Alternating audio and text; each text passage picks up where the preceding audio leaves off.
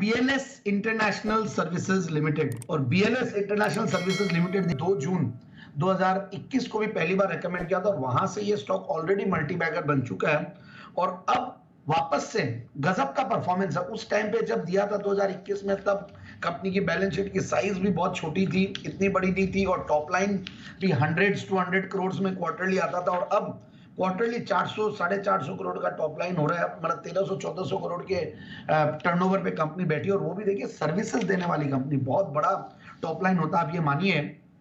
और सबसे बढ़िया बात जो लगती है मुझे, कंपनी देखिए एक वर्ल्ड क्लास कंपनी हो गई है, और करीब मतलब वर्ल्ड में 3 टॉप ग्लोबल प्लेयर्स में ये वीजा एप्लीकेशन आउटसोर्सिंग में ये कंपनी है।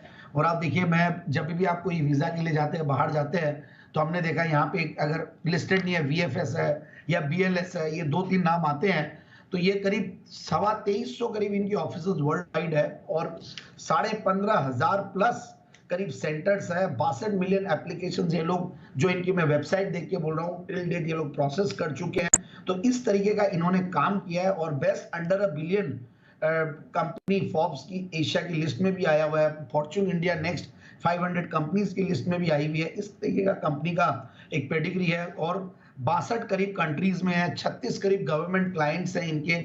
तो इस तरीके का कंपनी का एक बिजनेस इंफ्रास्ट्रक्चर कंपनी ने खड़ा किया है। रिसेंटली कुछ एक टेक ओवर भी किया था, तो भी वो इंटरनल अप्रूवल से जून 2022 में ही, तो वो भी अपने इंटरनल अप्रूवल से किया है। तो ओवरऑल कंपनी ने बहुत जबरदस्त स्टेट गवर्नमेंट्स के साथ पार्टनरशिप, इंटरनेशनल गवर्नमेंट्स के साथ पार्टनरशिप, बड़ा इंफ्रास्ट्रक्चर खड़ा किया है, और इसीलिए इनका दिख भी रहा है। वो टॉप लाइन जो है वो भी करीब दिख रही है, अच्छी खासी बड़ी है।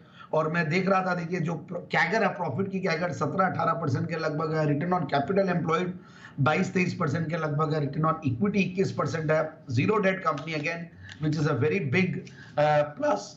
और साथ में जो करंट रेशियो देखेंगे तो करीब 5 के लगभग का, तो लाजमी है, अच्छा ऑपरेटिंग प्रॉफिट मार्जिन, अच्छा कैश फ्लो है, जीरो डेट है, तो होना ही था ये।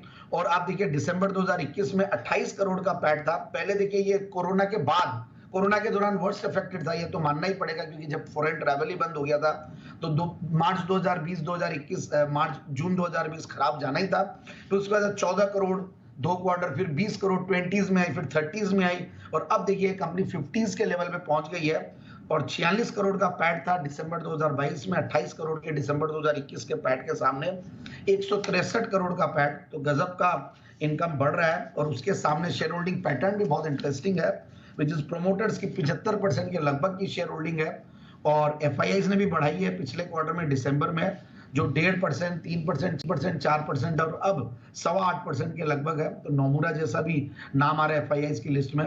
सो मुझे लगता है कि ये स्टॉक को इन लेवल्स पे लिया जा सकता है, और आराम से जो ऊपर के लेवल्स अभी रिसेंटली 209 के दिखाए थे, तो मुझे लगता है ये आराम से वापस से 200 के लेवल्स के लिए स्टॉक को खरीदना चाहिए।